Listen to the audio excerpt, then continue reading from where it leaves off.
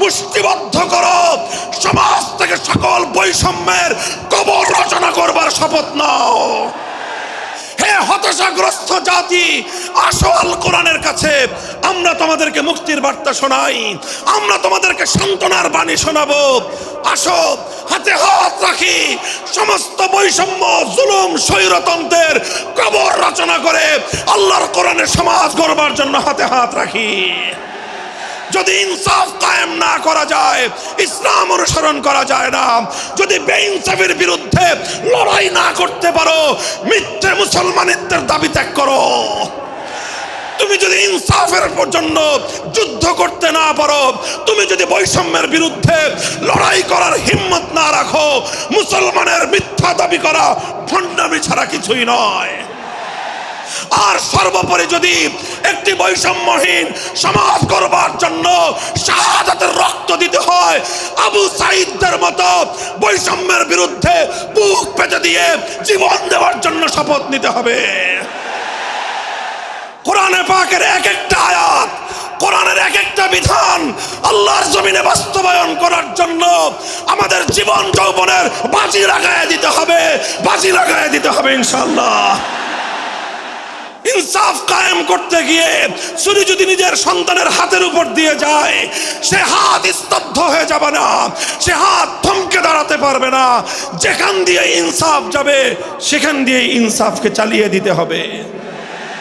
এই সমাজ, এই জমিন এখন বিপ্লবী চায়। সে বিপ্লব আব্রাহাম লিঙ্কনের আদর্শের বিপ্লব নয়, সে বিপ্লব কার্ল মার্কস, মাও সেতুং আর লেনিনদের বিপ্লব নয়। বাংলার মাটি আরেকটা বিপ্লব দেখতে চায়, সে বিপ্লব হবে আল কোরআনের বিপ্লব, সে বিপ্লব হবে ইসলামী সমাজ গঠনের বিপ্লব। সেই বিপ্লবের জন্য 2000 যুবক নয়, যদি 2 লক্ষ যুবকের তাজা বুকের শাহাদাতের রক্তের প্রয়োজন হয়, সে রক্ত দেওয়ার জন্য শহীদ ঈদগাহে কারা কারা জমায়েত হবে, কারা কারা জমায়েত হবে। হ্যাঁ, এটা শুধু কথার কথা না, শপথ। এটা কথার কথা না, শপথ। এটা অঙ্গীকার। কার সাথে? কার সাথে? যেই অপরাধ করে মন্ত্রীর দুলাভাই ছাড়া পেয়েছে, যেই অপরাধ করার পরে এমপির শালার শাস্তি হয় নাই, যেই অপরাধ করার পরে শিল্পপতির বিচার হয় নাই, যেই অপরাধ করার কারণে রাজনৈতিক নেতার কোনো বিচার হয় নাই, একই অপরাধ দুর্বল, গরিব, অসহায় মানুষ করার পরে তার উপর আইনের শাসন 100 ভাগের জায়গায় 200 ভাগ বাস্তবায়ন করা হয়। আল্লাহ নবী বলেছেন, পৃথিবীতে ইসলাম এসেছে শুধুমাত্র ইবাদত, নামাজ, রোজার, হজ, যাকাতের বিধান বাস্তবায়নের জন্য নয়।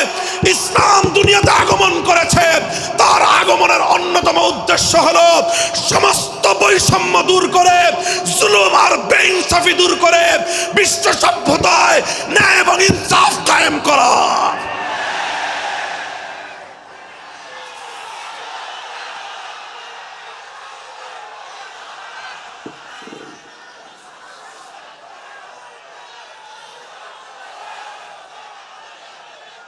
মনে রাখবেন, বৈষম্যহীন সমাজ গড়া এটা শুধু বৈষম্য বিরোধী ছাত্র নেতৃবৃন্দের দায়িত্ব নয়। বৈষম্যহীন সমাজ গড়া এটা শুধুমাত্র বৈষম্য বিরোধী ছাত্র নেতৃবৃন্দের দায়িত্ব নয়। বৈষম্যহীন সমাজ গড়া সর্বপ্রথম আল কোরআনের সৈনিকদের দায়িত্ব।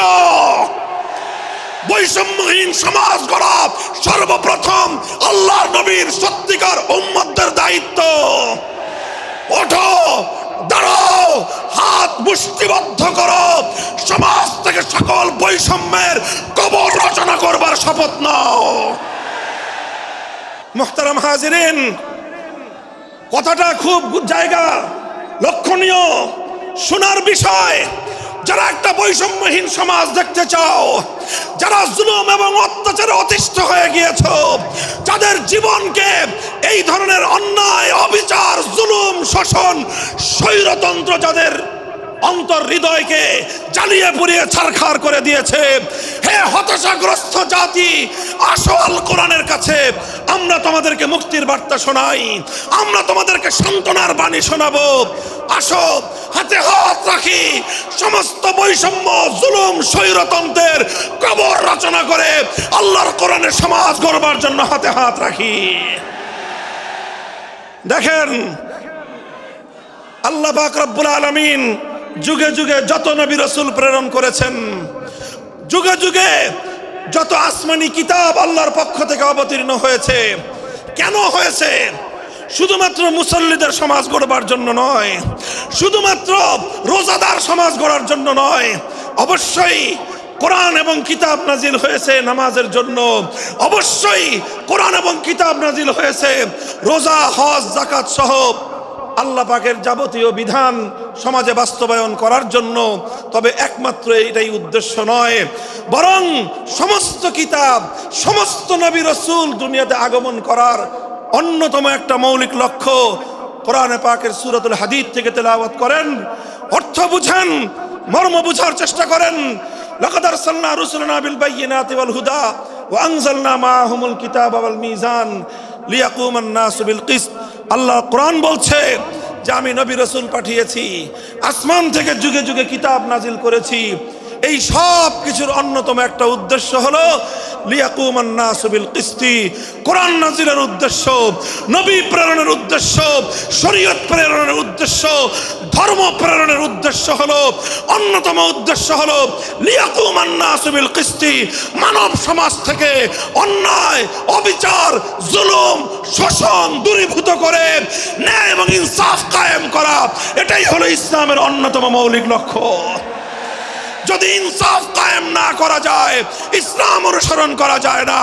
যদি বেইনসাফের বিরুদ্ধে লড়াই না করতে পারো, মিথ্যে মুসলমানিত্বের দাবি ত্যাগ করো।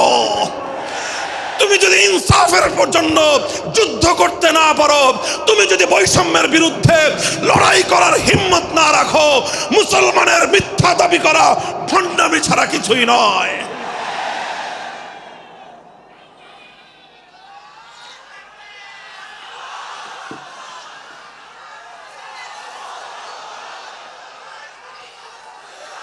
এই জন্য আমাদেরকে বুঝতে হবে, আমাদের জীবনের অন্যতম মিশন, যে জন্য আল্লাহ তার নবীদেরকে পাঠিয়েছেন, নবীদের জীবনের মিশন যা ছিল, নবীর উত্তরাধিকারী, নবীর অনুসারীদের জীবনের মিশনও সেটাই হবে। বলেন কথা ঠিক না বেঠিক? যে পথে গিয়েছে নবীদের জীবন, সে পথে যাবে আমাদের জীবন। যেটা ছিল নবীদের ভীষণ, সেটাই হবে আমাদের ভীষণ। যদি এটাই হয় সত্য কথা, এটাই যদি হয় শপথ, তবে বৈষম্যহীন সমাজ গড়বার জন্য যা করতে হয় তাই করা আমার আর তোমার জিম্মাদারি। যদি সেজন্য আমাদেরকে ঘাম ঝরানো আমাদের দায়িত্ব, আর যদি সেজন্য চোখের অস্ত্র দিতে হয়, চোখের অস্ত্র দেওয়া আমাদের দায়িত্ব। যদি সম্পদের কোরবানি করতে হয়, মাল সম্পদের কোরবানি করা, সেটাই আমাদের জীবনের দায়িত্ব এবং উদ্দেশ্য। আর সর্বোপরি যদি একটি বৈষম্যহীন সমাজ করবার জন্য শাহাদাতের রক্ত দিতে হয়, আবু সাঈদদের মতো বৈষম্যের বিরুদ্ধে বুক পেতে দিয়ে জীবন দেওয়ার জন্য শপথ নিতে হবে।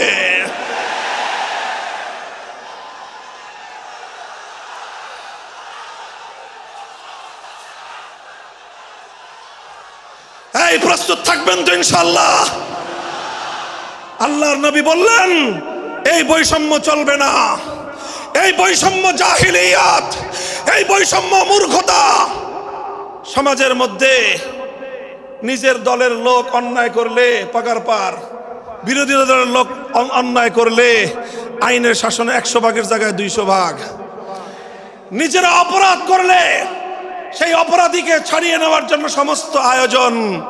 বিপক্ষ মতের লোকজন অপরাধ না করা সত্ত্বেও তাদেরকে কেচোর মতো মাটির গর্ত থেকে ধরে এনে তাদেরকে বিচারের মুখোমুখি দাঁড় করানো, অন্যায়ভাবে তাদের জীবন থেকে তাদের যৌবনের সময়গুলো কেড়ে নেওয়া, বছরের পর বছর অন্ধকার কারা প্রকোষ্ঠে তাদেরকে বন্দী করে রাখা।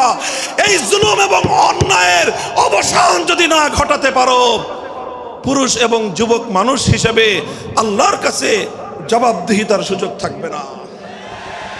কাজেই তাফসীরুল কোরআন শুধুমাত্র কোরআনের তেলাওয়াতের জন্য নয়, তাফসীরুল কোরআন শুধু আল্লাহর কোরআনের মর্ম বোঝানোর জন্য নয়। আল্লাহর কোরআন তেলাওয়াত করতে হবে, মর্ম বুঝতে হবে, আর তালিমে হিকমতের কর্মসূচির অধীনে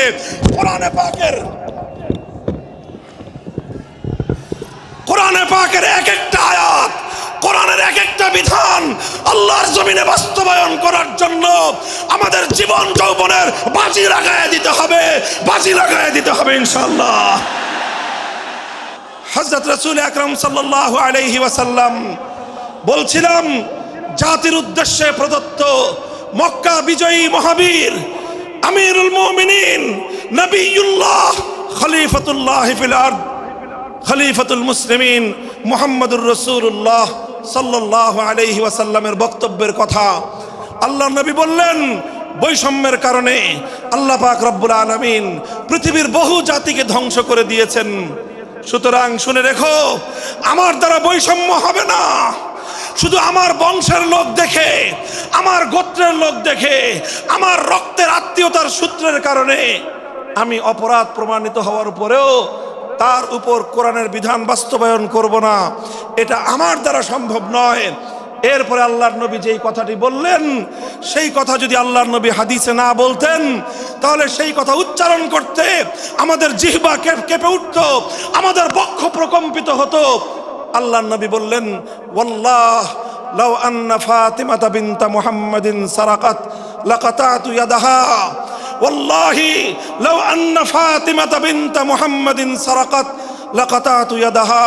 শুধু আমার দাদির গোত্র, আমার বংশের ফাতেমা নামনি মহিলা নয়, আজ যদি আমি মুহাম্মদুর রাসূলুল্লাহর কলিজার টুকরা মেয়ে, আমার জীবনের সবচেয়ে আদরের সন্তান ফাতেমা যদি আজকে চুরি করে ধরা পড়তো, আমি আল্লাহর শপথ করে বলি, আমি তার হাত কেটে দিতে এতটুকু দ্বিধা করতাম না।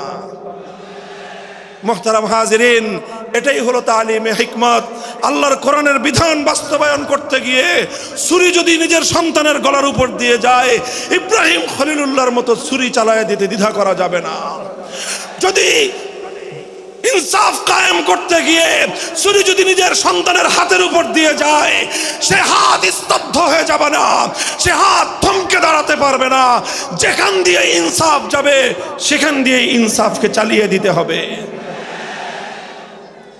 রাসূল আকরাম সাল্লাল্লাহু আলাইহি ওয়াসাল্লাম ঘোষণা করলেন, আল্লাহর আয়াত নাজিল হলো, ইয়া আইয়ুহাল্লাযীনা আমানুত্তাকুল্লাহ ওয়া যারু মা বাকিয়া মিনার রিবা ইন কুনতুম মুমিনিন।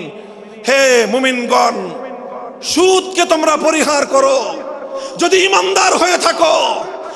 যদি ঈমানদার হয়ে থাকো, কি করো তোমরা? সুদকে পরিহার করো। কি করো? ইত্তাকুল্লাহ, তোমরা আল্লাহকে ভয় করো।